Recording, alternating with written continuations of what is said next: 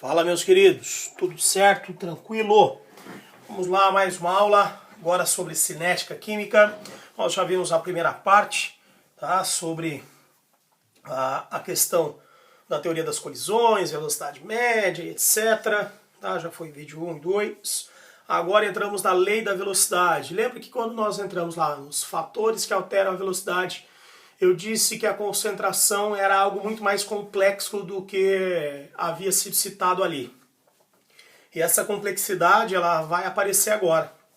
Por quê? Quando a gente muda a concentração de um reagente, tá, durante uma reação, pode ser que um reagente influa com maior intensidade na velocidade do que o outro. E nós vamos ver o porquê que isso acontece, tá? O que vai ser necessário nós observarmos, os tipos de reações, as que ocorrem de maneira direta, as que ocorrem em duas ou mais etapas, ou seja, uma série de fatores aqui que são complexos, tá? A primeira coisa que a gente precisa ter em mente da complexidade dessa concentração é que a gente tem uma equação própria para ela. Essa equação ela pode ser chamada de lei da velocidade, lei de Gutenberg-Waite ou ainda de lei da rapidez, como alguns colocam por aí, mas eu não gosto nada desse nome, tá? Vamos lá, lei da velocidade ou lei de Gutenberg-Waite. Essa equação, ela coloca aqui para nós a velocidade da reação sendo igual a uma constante. Cada reação tem a sua constante, certo? Tanto é que essa constante aqui é a mesma que vai acabar dando origem à constante de equilíbrio, certo? Constante de equilíbrio para a concentração, que é o Kc, constante de equilíbrio para a pressão, que é o Kp, e assim por diante. Então essa constante, é bom a gente lembrar, ela vai dar origem à constante de equilíbrio. Mas por enquanto ela é só uma constante da reação. Cada reação tem a sua constante, certo? Nós vamos ver que isso vai variar de acordo com a temperatura. Vezes a concentração dos meus reagentes, se eu tiver um reagente um só, se eu tiver dois A e B aqui eu coloco, 3, 4, não importa. Constante vezes a concentração dos reagentes, essas concentrações estarão elevadas às ordens destes reagentes, tá? Este expoente, esses expoentes são chamados de ordem. Então cada reagente tem a sua ordem, e essas ordens dos reagentes elas serão importantíssimas. Elas justamente que causam mais trabalho para nós. Ah, mas por quê? Porque essas ordens dos reagentes, nós consideramos que elas são calculadas de maneira experimental, certo? As ordens dos reagentes são determinadas de maneira experimental. Porém, nós vamos ver que dependendo do tipo da reação, a gente consegue facilitar a vida com essas ordens só através do balanceamento da reação, sem precisar de grandes esforços, tá? Essa lei da velocidade, ela vai estar expressa, depende do tempo que você coloca, geralmente isso é mol por litro minuto ou mol por litro segundo. São as mais utilizadas. Tudo vai depender se a sua reação é uma reação rápida, que eu posso expressar em segundos, se é uma reação extremamente lenta, que eu preciso expressar em minutos. Em alguns casos ela pode até estar expressa em horas, tá? Mas isso o exercício vai ter que fornecer para você, fique tranquilo. O maior problema estará na unidade da constante. Qual é a unidade da constante? Não sei. Como não sabe? Não sei. A unidade da constante ela vai depender da unidade da velocidade e ela vai depender das ordens dos reagentes. Nós vamos ver isso aí no último item dessa aula, que é o nosso exemplão lá, tá? Nós vamos ter que calcular essa constante, eu já vou falar da unidade, certo? Bom, concentração, geralmente mol por litro, pode aparecer em gramas por litro, sem grandes problemas, tá? Estas são as nossas unidades. Bom, a lei da velocidade, como eu citei, ela vai ser diferente de acordo com o tipo de reação. Se essa reação ela ocorrer em uma única etapa, a gente chama a reação de uma reação elementar. Como assim? Eu tenho meus reagentes, eles sofrem a reação, formam um produto, ponto final. Tem uma etapa só. Eu não formo subproduto, eu não formo produto secundário para reagir, não. Bateu, reagiu, está pronto, ponto. Isso é uma reação elementar. Ocorre em apenas uma etapa. Quando você tem uma reação elementar, fica tudo muito mais fácil. Por quê? Porque nós falamos, tá? Nós falamos que as ordens dos reagentes serão exatamente os nossos coeficientes estequiométricos. Se não tem nada aqui na frente, isso é 1. concentração de A elevado a 1. Se não tem nada na frente é 1, mas quando tem é o número que eu tenho. Isso aqui é o número 2. Ordem de B elevado ao quadrado. Então, quando a reação for elementar, ocorre em uma etapa só, a ordem do reagente será exatamente igual ao seu coeficiente estequiométrico, tá? A gente sempre torce para que ela seja elementar, porque fica mais fácil. Porém, a prova não gosta muito disso, porque é simplinho, ela tende a complicar um pouco mais, tá? Além de saber a ordem de cada reagente, o exercício pode pedir qual é a ordem da reação. Como que eu calculo a ordem da reação? Eu vou somar. Eu vou pegar a ordem do reagente A, somar com a ordem do reagente B. 1 mais 2, 3. Então eu afirmo que isso é uma reação de ordem 3. Ou essa é uma reação de terceira ordem, tá? Reação de ordem 3 ou terceira ordem. A ordem de uma reação, então, é sempre calculada pela soma das ordens dos reagentes. Falando em ordens dos reagentes, isso aqui é muito importante.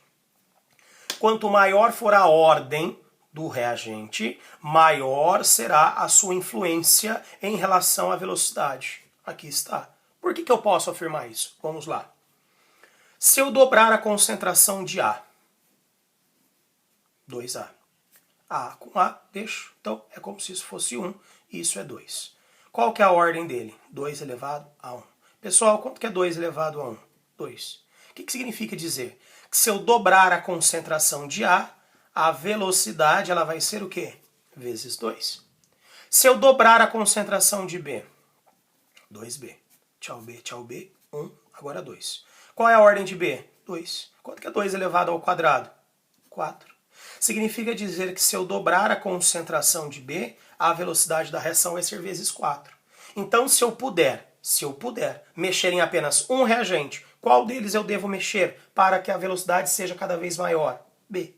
Então, o que nós vamos concluir? Que quanto maior a ordem do reagente, maior será a sua influência em relação à velocidade da reação, tá? Não se esqueçam disso. Quanto maior a ordem do reagente, maior a sua influência em relação à velocidade da reação. E se a reação não for elementar? Ah, cara, aí dá trabalho. Olha o spoiler lá. Se a reação não for elementar, dá um pouquinho mais de trabalho. Por que ela dá um pouquinho mais de trabalho? Bom, prestem atenção aqui. Se eu tenho uma reação não elementar, significa dizer que essa reação ela vai acontecer em 2 ou mais etapas. E se ela ocorre em 2 ou mais etapas, nós teremos que tomar cuidado para pegar a reação certa para determinar a velocidade da reação. Ah, professor, você está viajando? A reação certa vai ser sempre a reação global. Não, queridos, não.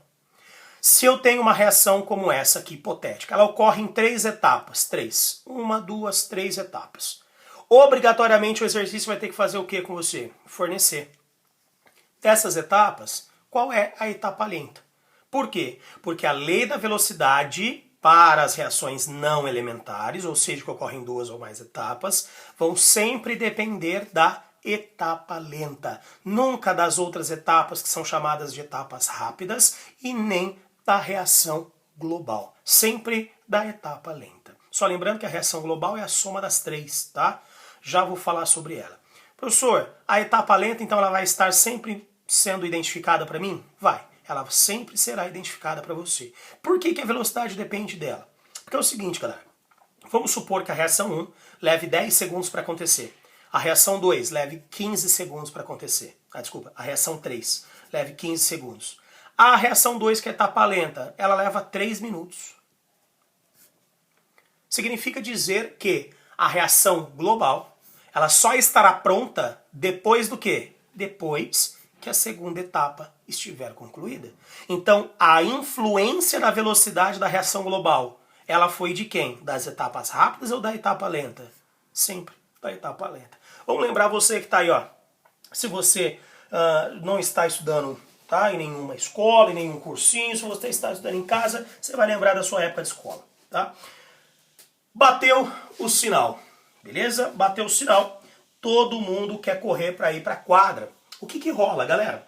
Rola o seguinte, a quadra é do segundo ano A, do segundo ano B.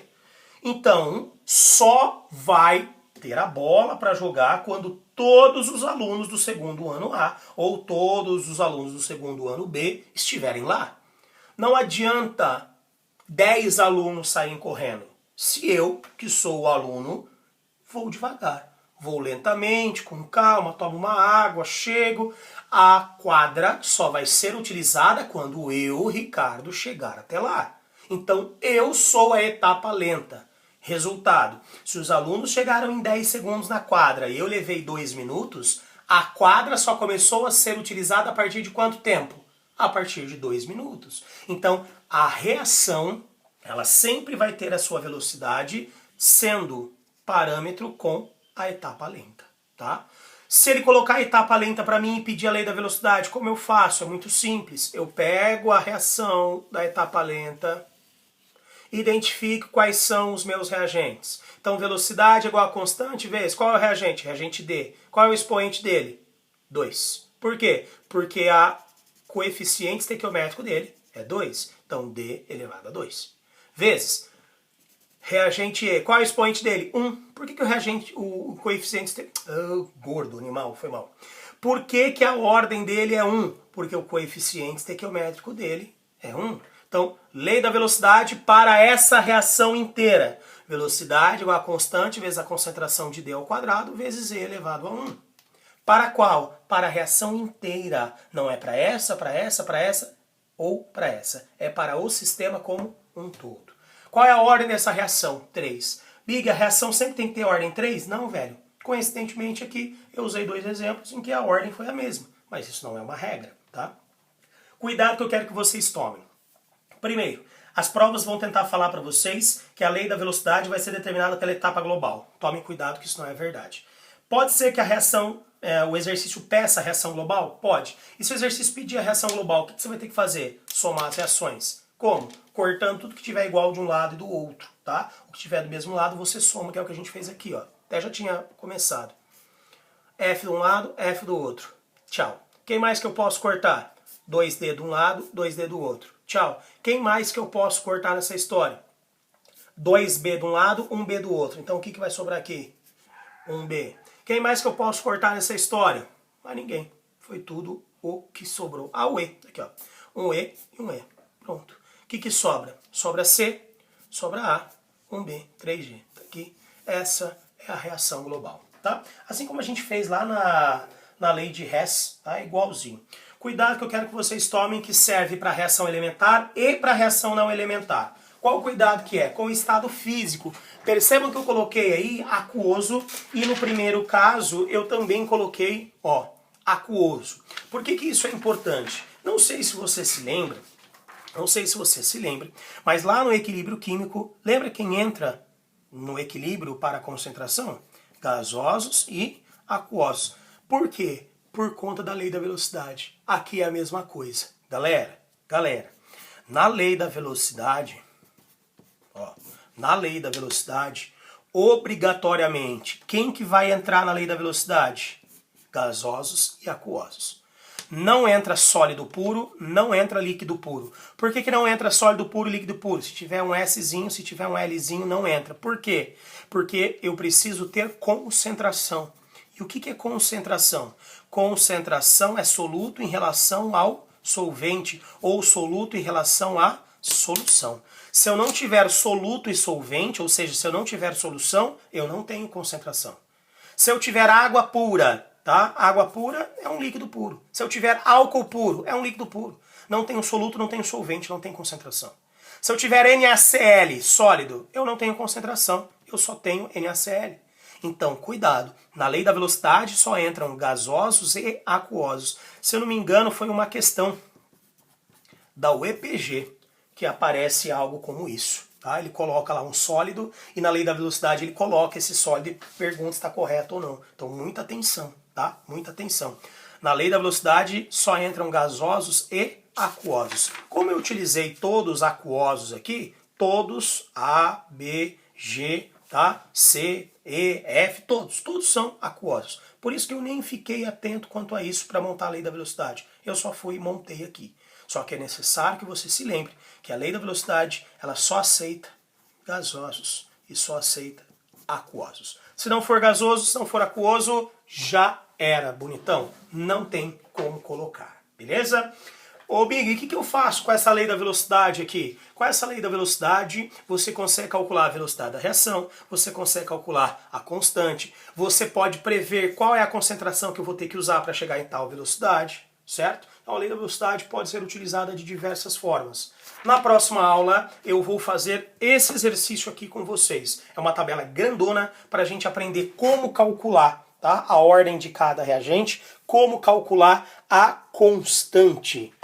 É complexo, mas nós vamos ver que isso acaba ficando repetitivo, tá? E instintivo já no final. Queridos, por hoje é só. Tenham todos uma excelente semana, bons estudos e até a próxima aula.